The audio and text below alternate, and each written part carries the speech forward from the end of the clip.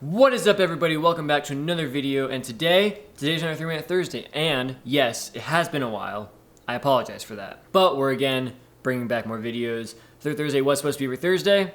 Been slacking on that. Yes, it has been hard just trying to figure out ideas for videos. Again, if you guys have any of those, leave them down in the comments below. They help out a lot. But today, I'm going to be talking about how I edit portrait photos.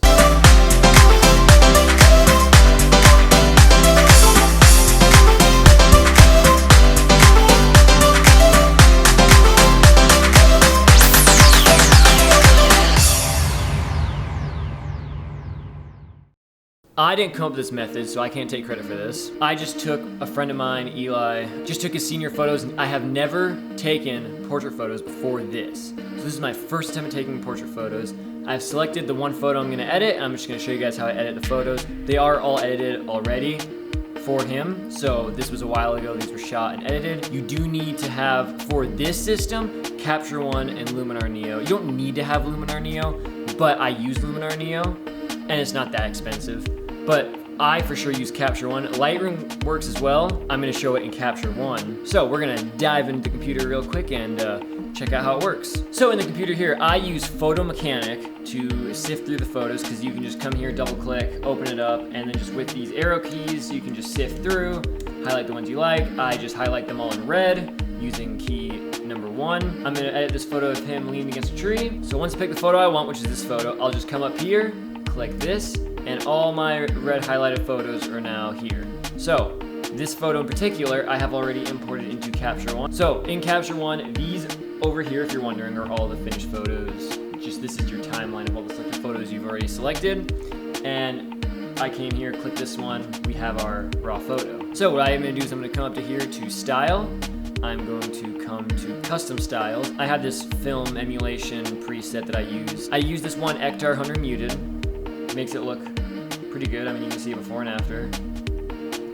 Already does a good job. And then I use All Soft, which just, I feel like, just kind of softens up the entire image and is very flattering for the face. And if you want, if you're really curious, you can do this in any part of your editing, you can come up here at the top right and see this says before. If you click that, then you have a before and after slider that you can see how your photo has changed. So that's pretty cool. I'll probably eventually do a whole overview of Capture One, just a kind of tutorial on it. But for now, that's just what you want to know. Then you're come up to Curve, and you can kind of choose one of these depending on how you like. I'm personally gonna go with the Fujifilm Astia Soft. And then this preset's kind of made for you to not have to do much after. So then you're just gonna have to adjust. So once you're in here, all you have to do is really adjust your exposure and your white balance. So I'm gonna adjust my white balance to probably 55, exposure somewhere around this area, make sure the face is nice and bright. Then this is looking pretty good. It's actually looking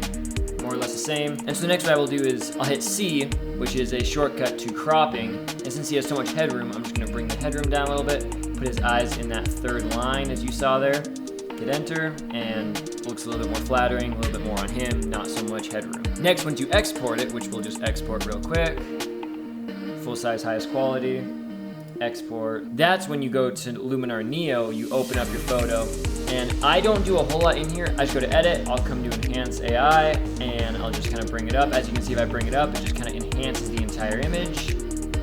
Does a really good job. I'm just gonna bring it to somewhere in like the 70 zone.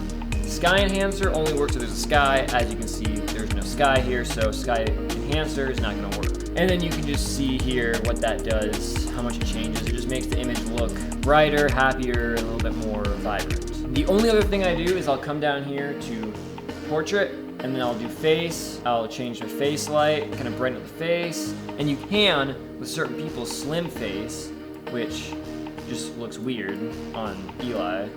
But for girls, I think it's something that they might appreciate, depending on the client. And then I'll go to skin sometimes, and I'll just bring the amount and the shine removal. You won't want to go crazy with this stuff. If you go crazy with this stuff, then it's obviously gonna look really weird. Bring that down to like 70, and then occasionally you can hit this skin defects removal, and it'll remove some of these skin defects.